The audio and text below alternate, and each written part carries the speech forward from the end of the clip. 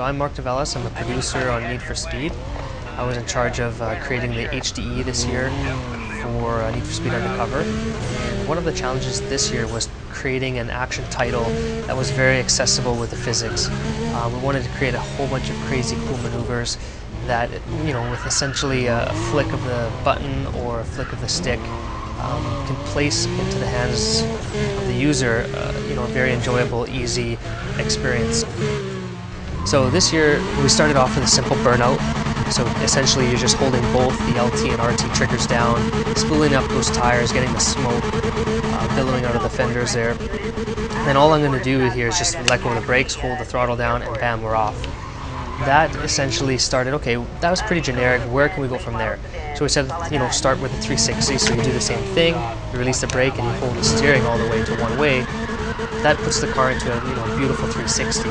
The camera stays stationary. First time ever where you're able to see the full 360 of the car.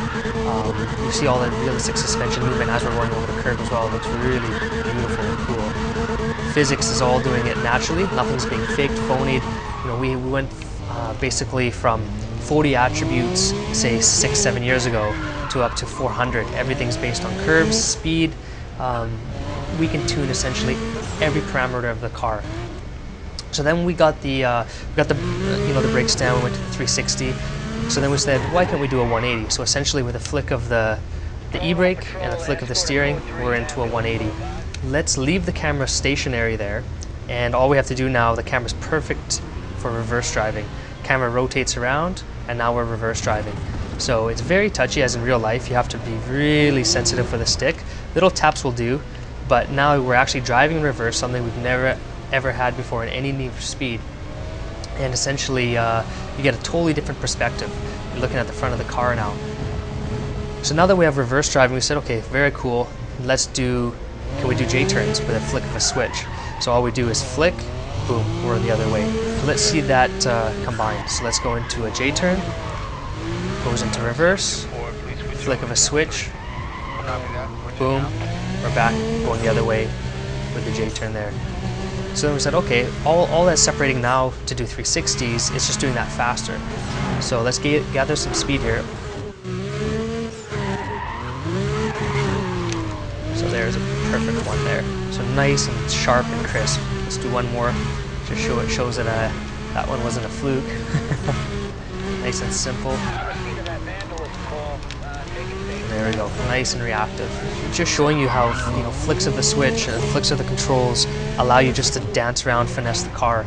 I'm going to show you now how that's possible. If you pretty much spin the car around in this light, first time again ever where you're able to see the side of the car completely, you'll notice the fenders here, how much suspension movement there is in the car. That's all happening naturally. That's all, we have progressive springs, we have digressive shocks, we have roll bars, we have everything based on speed. So we are able to go and diagnose problems in the car all the way through the development of our titles, and essentially hand tune each and every single car perfectly. And each one of the cars feels different. That's the other thing. All-wheel drives feel different than front to rears as well. And within those categories, depending on weight, depending on wheelbase, depending on ride height, everything handles and has its own character. The other thing is drifting. We don't have, as per se, drifting modes of drifting. We have drifting right into the game mode. That was awesome, funneled right through. So I'm able to essentially go through a long corner. As long as I keep my throttle pinned and counter steer, I'm going to keep the drift going. So there you go. You saw drift right through that corner. So let's get some speed here again. Let's NOS. Counter steer, and you see as soon as I counter steer, boom, the car comes right out of it. When you don't counter steer, you go in, boom, you're going to spin out the car. Physics thinks, okay, he's holding the e-brake long enough, he wants to do a maneuver, or he's, you broke that traction point where you've gone past 100% of the tire and you're going around. So some other inputs that we put in that are very cool this year to give the player more control is the double tap feature. It's whenever you're coming up to a roadblock or you want to change directions quickly, you'll notice all I'm going to do here is double tap the brakes here. I'm in 4th gear, double tap, and I go instantly into reverse. This car is stopped, and I'm spooled already up to 50-60 miles per hour. That allows quick transitions, allows me to get away from cops, allows me to spin off cops, super simple. The other thing that we put in is catered really to NOS. Not only does NOS, blow by the opponents, we also made it so the NOS puts the power to the ground.